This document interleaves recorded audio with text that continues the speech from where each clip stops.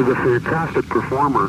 That's why, that really grabbed me when the first time I heard him. I heard Purple Haze was the first song I ever heard by Hendrix, and it was almost like being stoned. I went to school today, and the kids heard about it, and there was actually kids crying right in the school.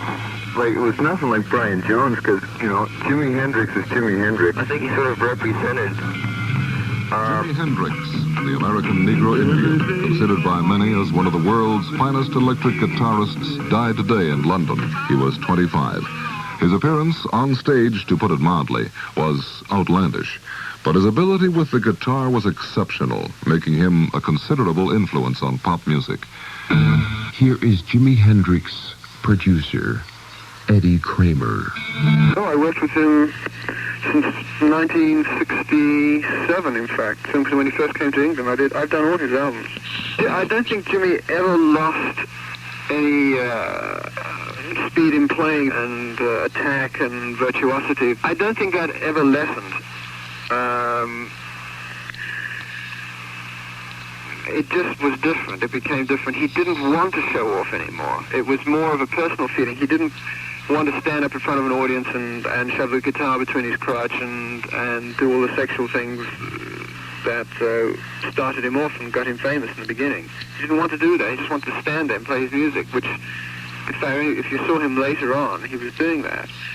And the crowd wanted to hear, of course, Purple Haze, Foxy Lady, da-da, and all that. People weren't ready to accept his new changes, and they wanted to keep hearing the old Jimi Hendrix. I mean, I'm sure that depressed him a bit, but I'm sure it was only a small part of it. His prowess as a guitar player, when he was on form, there was just nobody in the world to touch him. And every guitar player, from Eric Clapton through to whoever you want to know, Jimmy Page, and any guitar player you want to call and speak to will say, when he was on form, there was just nobody to come near him. He was in a world all of his own there. Even in his later years, And we're talking about a relatively short space of time. Jimi Hendrix, warrior, leading a six-string army. Jimi Hendrix, an interplanetary savior. Are you experienced? Rock the water as it flushes your brain to a tide of confidence. Jimi Hendrix, September 18th, 1970, he left. Did he return to this place or another? Is this his planet? Is English bluesman Alexis Korner. To me, he was one of the great guitarists. I mean, in any area of guitar playing, he was an incredible technician who never let his technique master him. He was always completely in control of it, and this is extremely rare. And so if it was necessary to play simply, he could play very, very simply. I think Jimmy played what he was. He was... people who are so heavily loaded on one side tend to be unbalanced a bit on another side. There are one or two rare geniuses who are balanced and can manage to make it through, but Jimmy was one of the normal geniuses. I don't suppose Jimmy's death would ever come as an enormous surprise, because people like Jimmy don't usually live to be very old anyway. That's the way it's always worked, and I don't see any reason to suppose it's going to change now.